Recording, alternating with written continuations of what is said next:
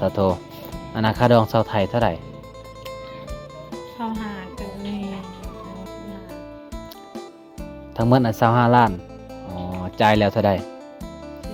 จ่ายแล้ว10ล้านยังติดหนี้เท่าไหร่ยัง15โอ้แสดงว่าในหมู่บ้านเจ้านี่ติดหนี้ใดเนาะ สมมุติว่า20ล้านนี่จ่ายก่อนน่ะ10ล้าน10ล้านก็ติดหนี้เนาะโอ้ทุกคนเลย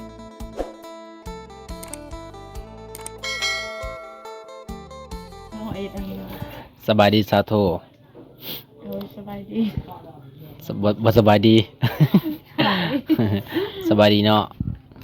ปลาทุกคนเลยน้องกินมักตัวแห่ภาษาไทยจังไดฮะ โบฮู้ บ่ฮู้อันนี้มักตัวแห่ ภาษาไทย สบายจะตามมักแห่ มักแห่ ภาษาไทยจักมักอีหยังทุกคนเลยเพราะว่าบ่ฮู้ปานใดภาษาไทยภาษาลาวมักตัวแห่นะมักตัวแห่บ่ เจ้าบ่ไปเก็บนะไปเก็บกับผู้ใดกับน้องทรายโอ้ทุกคนเลยเป็นตาไปเนาะลายเนาะคือสิลายเนาะอยู่บนเนาะเอาทุกคนเลยมากินมักตัวแห่นำสาวโทเด้อNFC เนี่ย มาเลิกกินกัน กินนำกันมักตัวแห่ เห็นFC คอมเมนต์ว่ามักตัวแห่ จักแม่นหรือบ่ทุกคนเลยก็บ่ฮู้เลยเพราะว่าบ่เคยได้ถามนะคนไทยมักตัวแห่ไปเก็บอยู่ไห้บ่โอ้ทุกคนเลยน้องไปเก็บอยู่ไห้ย่างไปบ่ไกลเนาะ ไก่ บอลได้บอลให้จ้ะนะบอลที่จะไปหาหน้ำไม้บ่ โมมี บ่แม่น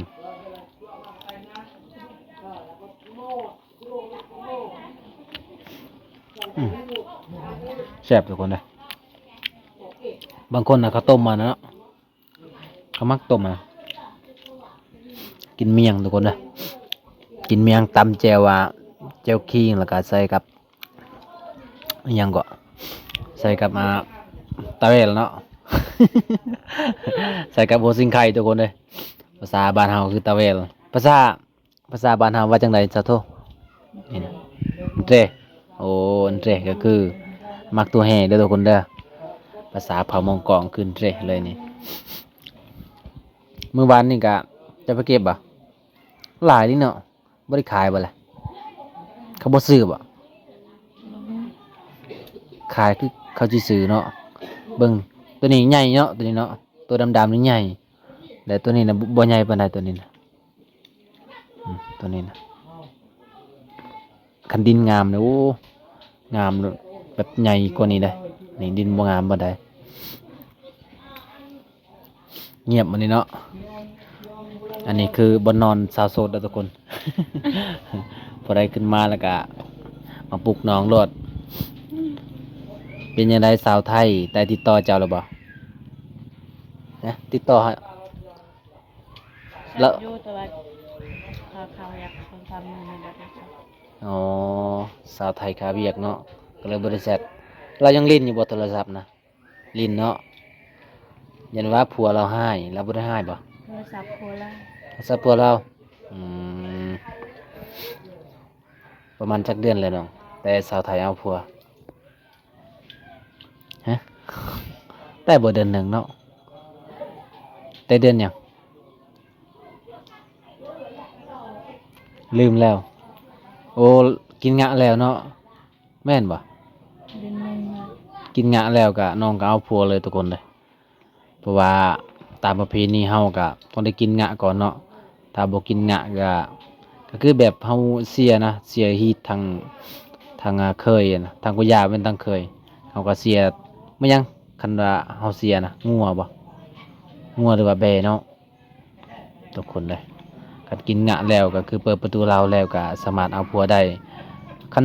สมมุติว่าเฮาสิเอาเมียนี่ก็บ่ได้บ่เป็นหยังเนาะเอาเมียเนาะแต่ว่าทางกุยานั่นสิผิดแต่ทางเฮาก็เอาได้ยังบ่ทันกินงะก็เอาได้แซ่บเนาะกินคนเดียวเจ้า ตอนนี้นะเจ้านอนกับผู้ใดตอนนี้นะ กับสาวจัง สาวไทย สาวจัง สาวจังสาวจังเป็นคู่จินของสาวโทอีกบัดนี้เนาะ สาวจังประมาณน่ะจักปีเนาะบ่ฮู้ แต่ 18 ปีอ้าวเจ้าก็18 18แล้ว เจ้าได้ซะ20 เป็นชุดเก่าเลย เอออ่ะเช่นว่าคล้ายๆสำคัญเนาะกับสาวอะนะสาวจังนะ กับปีนี้เธอก่อนวัด ปีนี้นะถึกปานบัตรสาวจังก็ถึกอืมคนที่ปอนบัตรกะ18 ปีขึ้นไปเนาะ18 ปีมันต้องได้ปอนบัตรเลือกตั้งสภาแห่งชาติทุกคนเลยเพราะว่าเขาจะเลือกนายกใหม่นายกคนใหม่เมื่อใดเขาจะปอนบัตร อันที่สาวสอง จะซ่องบ่จะซ่องเดือนซ่องนี่เนาะโอ้ทุกคนเลยหมู่บ้านของเจ้านี่ปอนอยู่ไส อยู่บ้านน่ะ อยู่บ้านนี้บ้านนั้นนี่มาปอนนี่ บ้านป้า บ้านปออ๋อบ้านปอแล้วก็บ้านเจ้าเนาะสองบ้านนี่บ่ทุกคนเลยบ้านนี่เด้แถวตะกอนี่เด้บ่ถึงเนาะบ้านตะกอคือบ้านแบบทางบ้านเฮาทางนั้นก็บ้านตะลิงบ้านวงบ้านสะวึก็คือปอนจุดเดียวอยู่เจ้าว่าสิปอนอยู่บ้านตะลิงพุ่นบ้านเฮานะพี่กะตอนนั้นน่ะเจ้าบ่ได้ถึกเนาะตอนนี้คือโอ้ได้พรลำวงแน่ๆ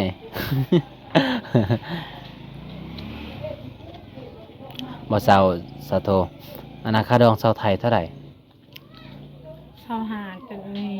น้องชิมหา 25 ล้าน แล้วสิ ทั้งหมด25 ล้านอ๋อจ่ายแล้วเท่าใด สิบ จ่ายแล้ว10 ล้าน ยังติดหนี้เท่าไหร่ สิบห้า ยัง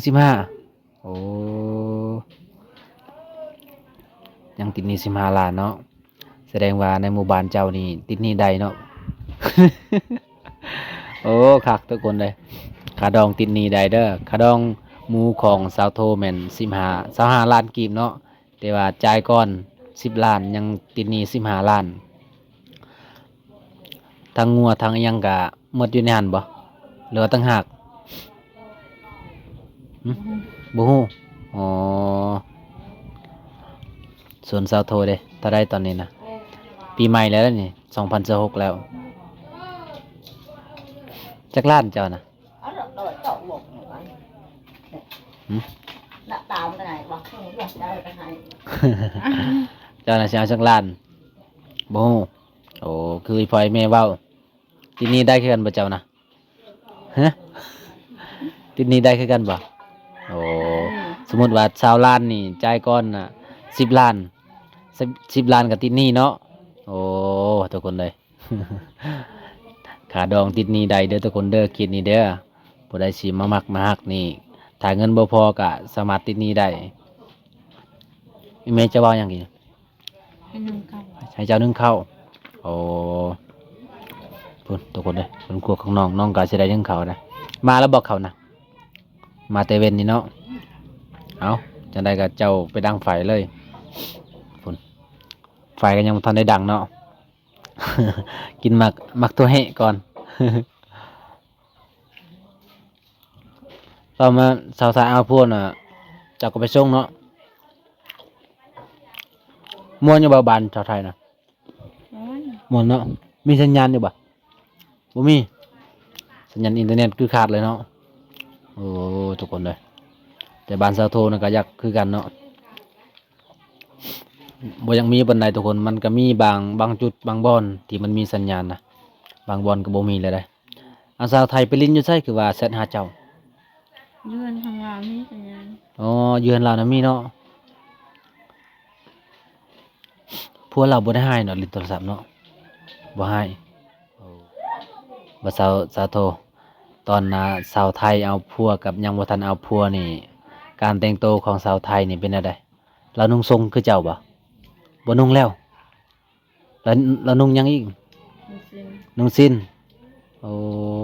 นุ่งสิ้นอีกเนาะตอนเป็นผู้สาวนี่ก็นุ่งทรงได้เนาะ แปลกเนาะ คันว่าได้ผัวแล้ว ก็คือต้องนุ่งสิ้นเนาะนุ่งต้องนุ่งผ้าถุงขับบ่นุ่งกะแม่ย่าสิเว้าบ่ สิเว้าว่าบ่ได้เคารพนั่นประเพณีเนาะเอ้ยทุกคนเลยต้องสังเกตแล้วเด้อคือสาวโทนี่ยังบ่ได้มีผัวกันสมัครนุ่งสงได้คันเอาผัวแล้วกันนุ่งสงบ่ได้มีแต่นุ่งสิ้นเอา บ่ถนัดบ่นุ่งสิ้นบ่ถนัด ถนัดนุ่งสงเนาะนุ่งสงสบายบ่ก็เรียกว่านุ่งสิ้นสบาย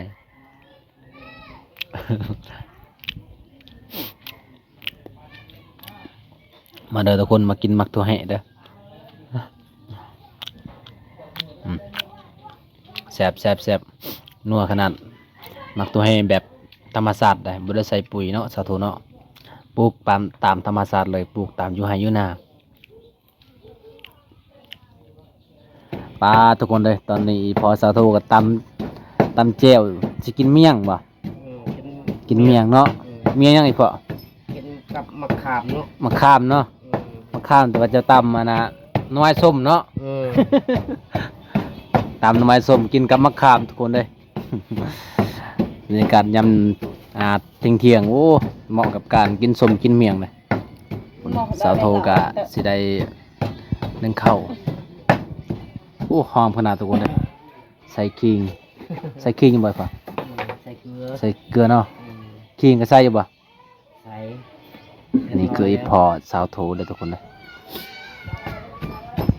เอาวันนี้เรียบร้อยลองซิมบ่ซิมก็แซ่บแล้วหอมค่ะ ปลาปลอก ตอนนี้เจ้าชิ้นหนึ่งข่าวนะสาวโทไม่ใช่ข่าวจ้ะนะโอ้เอาไว้อยกุติกข้างในเนาะ เลยเต็กมาปุ๊บตอนนี้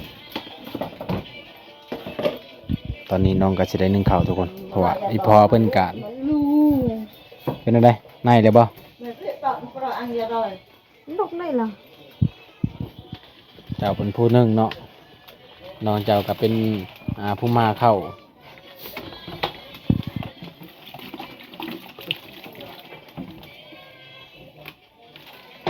เข้าอย่างอันนี้เข้าให้บ่ ปลาปลา ในตลาด คาตาลาดอ๋อ ไปแล้วก็ปลอกเรา เขาให้ยังบ่ได้ตำเนาะไอ้บ่เพิ่นว่าสาวโทบ่ได้ตำบ่ มีแต่เข้าโรงสีแต่เนาะ ปลอกนี่คือ โรงสีนั่นเท่าไดจ้างเท่าได สาวผัด 3,000เนาะ สาวผัด 3,000มันตกอยู่ว่าโลนึงละ ได้เรื่อยนะ ปลาตอนนี้ก็สุกแล้วเนาะไวเลยเนาะประมาณจักนาทีเจ้าหนึ่งนะ 1 นาทีคือสาวไทยปะสาวไทยเว้าตอนนั้น1 นาทีอ้ายเอ้ยโอ้มันก็ไวเกิน ใส่แป๊บเดียวก็สุกแล้วซ้ำนี่นะตอนแรงนะกุ้มบ่เฮือนจ้ะนะ บ่เบิด บ่หมดปะโอ้กินข้าวบ่หลายเนาะประหยัดข้าว ไปยัดค่ะ ป้าจับเอาแล้วเนาะเคย เดี๋ยวอะไรในกูเป็น เคยดังไฟแล้วทุกคนเลย เคยดังไฟเคยนึ่งข้าวแล้วก็โอ้เบิ่งหมอน่ะจับเอาโลดมันก็สิฮ้อนหลายได้ แต่ว่าเคยจับแล้วเคยเฮ็ดกินเลยจับเอาโลดทุกคนเลยยังอีกเจ้าเสร็จนะปิ้งยังสะโตปิ้งไก่โอ้ปิ้งไก่เนาะไก่เอามาได้ใส่ซื้อเอาบ่ปิ้งเท่าใดนะ10,000 กีบ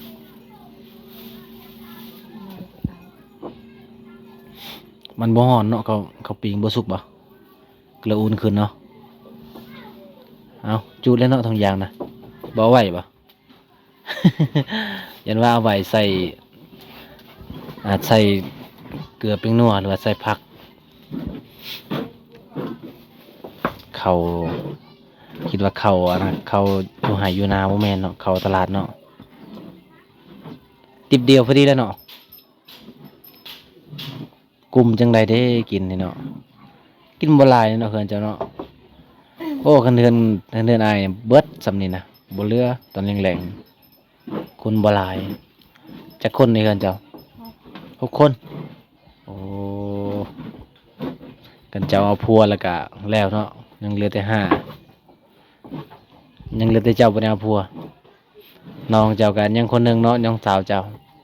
ผู้ชายก็ยังสองคนน้องชายเหลือนั่นก็เอาผัว2 คนแล้วโอ้ต้องปั่นแบบนี้เนาะ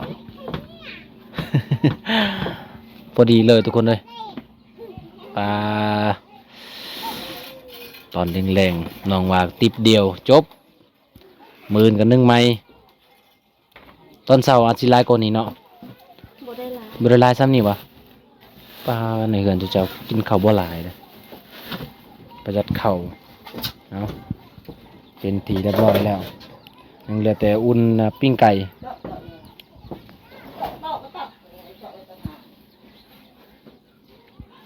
เตียว ปิ้งบ่แม่นปิ้งไก่เซโนบ่เตียวก็นวดล่ะ ฮะ เตียวก็นวดล่ะ อู้ไปก็มีเตียวตรงนี้ ฮะ ไปก็หัวอีเตียวอู้อยู่ตรงนี้ กิเตียวนะเอ้ยล่ะเตียวนั่นล่ะแม่นบ่เจียวตัวนี้นะเจียวตัวนี้บ่ซะโต บ่มี บ่แม่นอยู่เฮือนซาวโทนี่บ่มีทานได้ทุกคนเด้เวลาปิ้งซีนนี่ต้องใส่ฟืนอย่างเดียว ให้มันเป็นทานยังมาปิ้งได้เนาะคันแบบว่ามันบ่ทันได้เป็นทานนี่ปิ้งบ่ได้เด้อทุกคนเด้อมันก็ควันหลายเนาะขนาดอันนี้ยังควันเนาะคันจะมีทานนี่จะดังเป็นอยู่บ่เป็นอยู่บ่ดังใส่ทานน่ะเป็นเนาะ เป็น แม่นบ่เป็น ค่อยนะทำบิดนะโอ้ดังยากเลยทานนะมันดังบ่ติดปานใดได้ดังทานนะ ใส่ถุงยาง ใช้ทุกอย่างเอาเออ ในเงินพี่ เอ็มจ๋า นั่นแหละ ปลาตอนนี้เจ้าก็ยังกินบ่หยุดเนาะสาโทเนาะกินหลายเลยเนาะเจ้าเนาะ ไล่ ปลาทุกคนฮะ ให้มันตุย ให้มันตุ้ยอยู่ใส่ว่าเจะบ่มักตุ้ย ฮะเขาว่าผู้หญิงเนี่ยคันกินส้มลายนี่ท้องแมันบ่ บ่แม่นบ่ ปลาทุกคนได้เบิ่งนี่ผู้เดียวสาวโทเลยกินน่ะมื้อนี้ก็บ่วงก็สิขอกลับก่อนเด้อก็ได้ก็ขอขอบใจที่ต้อนรับเป็นอย่างดีแล้วก็ย่อผ้าขาวให้กินทุกคนเด้อเพราะว่าผู้ใดมาเฮือนสาวโสดนี่ก็ต้องได้ย่อผ้าขาวเนาะมาเฮือนผู้ใดก็ต้องได้ย่อผ้าขาวทุกคนเพราะว่าตามประเพณีหมู่บ้านเฮานะก็ได้ก็คลิปนี้ก็จะขอปิดไว้เท่านี้ก่อนทุกคนคลิปหน้าก็ฝากไปติดตามคลิปสาวโทต่อไปทุกคน